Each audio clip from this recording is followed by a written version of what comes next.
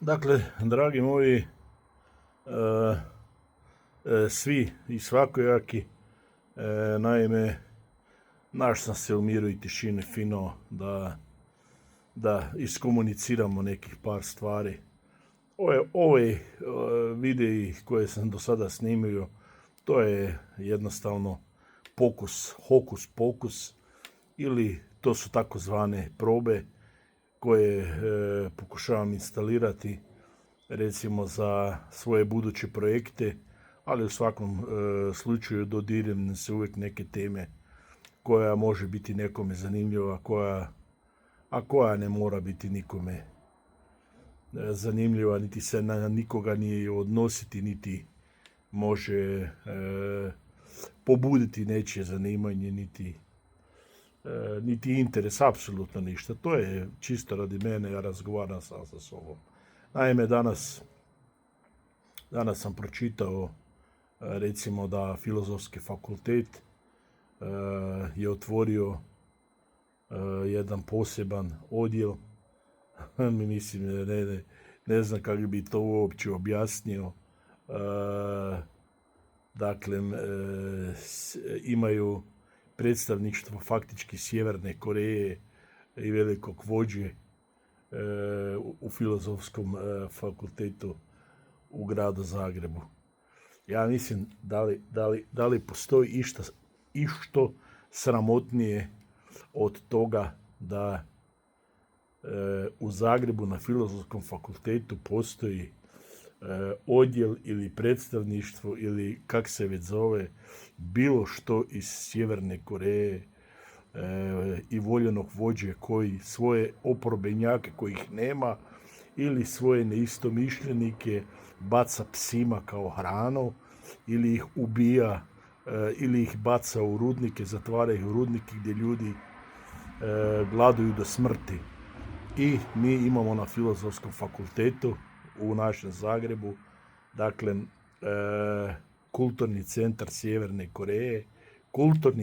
Sjeverne Koreje, najveće ubojice i diktatora na Filozofskom fakultetu, i njima to uopće nije ništa čudno.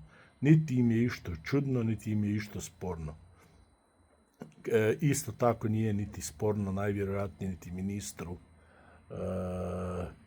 obrazovanja ili ne znam. Ja vjerujem u nezavisnost fakulteta, vjerujem u svašta, ali da se stvori na Filozofskom fakultetu kulturni centar Sjeverne Koreje, u sve bih prije povjerovao, samo ne u to. Još samo čekam najvjerojatnije da iskopaju Josipa Broza Hebrovog u Beogradu na Dedinju i da ga dovedu na Filozofski fakultet i da ga tamo izlože gdje su svi ti masovni ubojice. Mislim, nevjerojatno. To je toliko nevjerojatno, dragi moji, da ja uopće ne vjerujem da smo mi sa tim Filozofskim fakultetom odomaknuli od ideologije bivše SFRJ ili komunizma. Dakle, mislim da ovi koji predavači su poput Dejana Jovića i ostalih tih srpskih ostataka u Hrvatskoj, da su jednostavno izgubili razum i taj razum izgubljeni prenose na naše studente.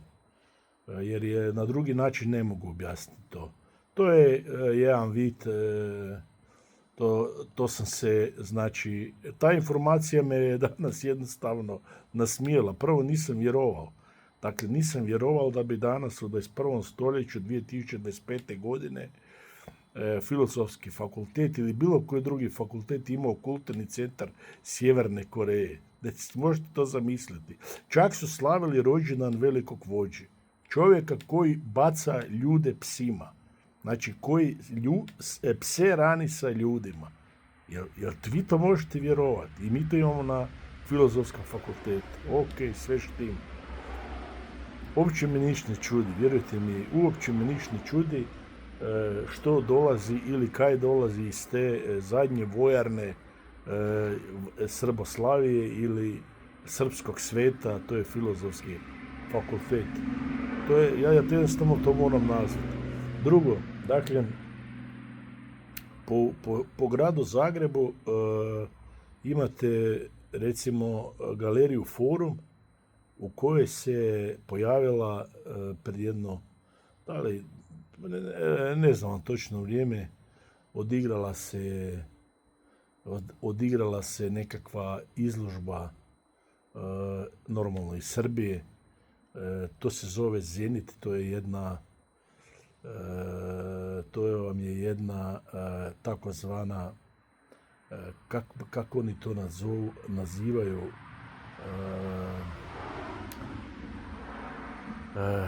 malte ne radikalna, ali ne, nego progresija, nekakva progresija velike Srbije ili srpskog sveta. I pazite, u tom Zenitu koji su priredili izložbu, Hrvate nazivaju dresiranim papigama i čak i dresiranim majmunima. Znači, Hrvate uspoređuju dresiranim papigama i dresiranim majmunima. Ja ne znam što radi naša ministrica kulture Nina Obuljen ili kak se već Koržine, kak se već preziva, ali mislim iskreno da sam i 7 fakulteta završio. Nina, draga ministrice Nina, iskreno nabijem te na kurac čitavo.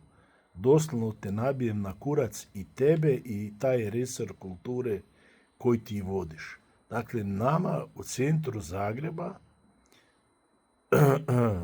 Srbi iz Srbije u forumu, znači u forumu koji spada pod KIC, kulturno-informativni centar, dakle, koje je osnovao gospodin Gotovac i koji su osnovali Hrvati, dolaze Srbi i govore da su Hrvati dresirane papige i dresirani majmuni.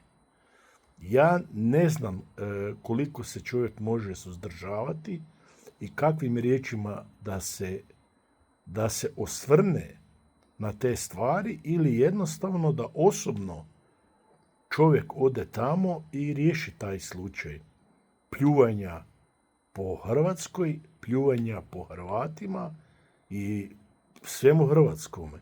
Jer to više nije umjetnost. Dakle, to čak nisu ni performansi. To je jednostavno srpski svet. Dakle, to nema više veze sa ničime. Mi jesmo stvorili Hrvatsku državu, mi jesmo faktički naše granice na neki način zaokružili, iako niti on nije povijesno niti definitivno završeno, jer su ostale još neka neriješena pitanja, ali kaj se tiče hrvatske kulture i hrvatskog obrazovanja, mi smo pod velikim napadom i pod velikim tutorstvom srpskog sveta. I to više ne daje sada kao neki sporadični događaj, nek to je već jednostavno smišljena hajka i smišljen posao. To je jednostavno plaćen posao. Je plaćen od ovih feralovca, bivših neprijatelja Hrvatske države koji se pojavljuju, ovisi kak nađu koju temu, da pljuju hrvatsko postojanje, hrvatski identitet, poput Dežulovića, Sanje Modrić, pa onog Tomića, pa imate redikule ove iz Splita, ovog Jergovića kretena, pa imate onog Markovinu. Mislim, to su neprijatelji Hrvatske države, doslovno. I oni samo čekaju trenutak, neko događanje, gdje će oni preko tih jugosrpskih ili definitivno srpskih medija, poput Novosti, recimo pa na N1 portalu, pa na portalu Indeksa, pa Telegram, pa na portalu Jutarnjeg, gdje te kreature kojih zbiljskih u Hrvatskoj ne čita ni 8% ljudi, ali oni si uzimaju toliko javnog prostora i maha.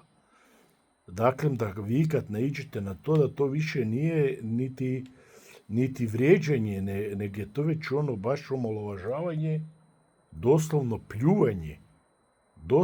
pljuvanje svega što nas čini po vjeri, kulturi, tradiciji, običajima,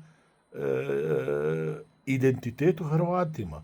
Dakle, nema dijela hrvatske umjetnosti, kulture, nasljeđa koji oni ne pljuju. Definitivno pljuju.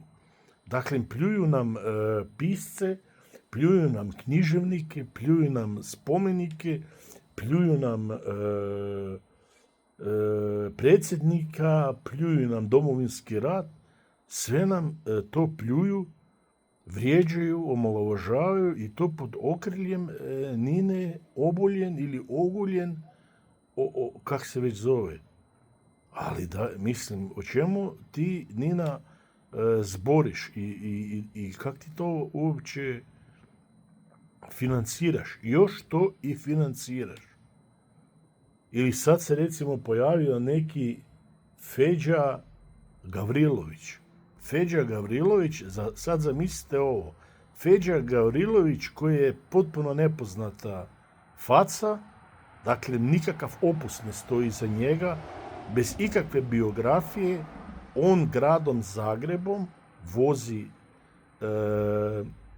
statu Josipa Broza Tita Hebravoga, bravara, i govori o nekakvoj antifašističkoj pobjedi i civilizacijskim normama, recimo od komunističkog ubojice.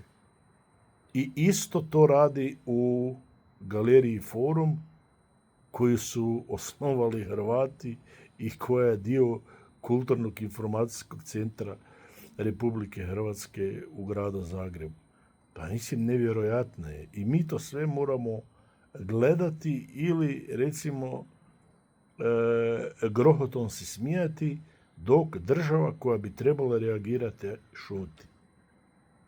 Mislim, do kada? Ili, kak sam već rekao, jednostavno ću osobno otići u Forum i morat ću riješiti taj dio da vidim kakav je to opus i koji su to ljudi iz Srbije koji dolaze u Forum i Hrvate nazivaju dresiranim papagajima i dresiranim majmunima, a država, vlada ili Ministarstvo kulture šuti. Mislim, onda Nina Oguljen ili Oboljen, ja uopće ne znam više ni kako se zoveš, pa ti si dresirani papagajčić i dresirana majmunica u tom.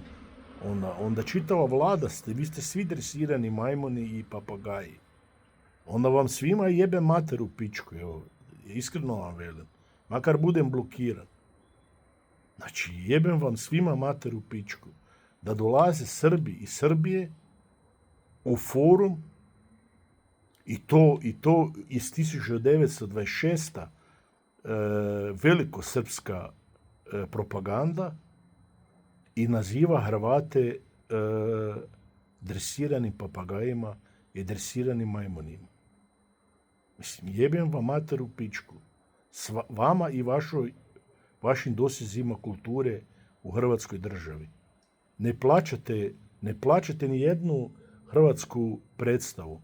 Ne plaćate apsolutno ništa o hrvatskim borcima. Ne plaćate o Kati Šoljić i njezinih 5 sinova poginulih.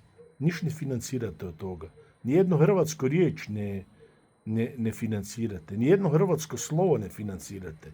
Ali srpsko financirate sve živo. Pa još vam jedanput jebem mater u sred pičke. Čitavoj vladi jebe mater u sred pičke. Da će mene neko nazivati iz Srbije u našoj galeriji u centru Zagreba dresiranim papagajom ili dresiranim majmunom. Pa jebem vam mater u pičku. Evo, s time ću završiti.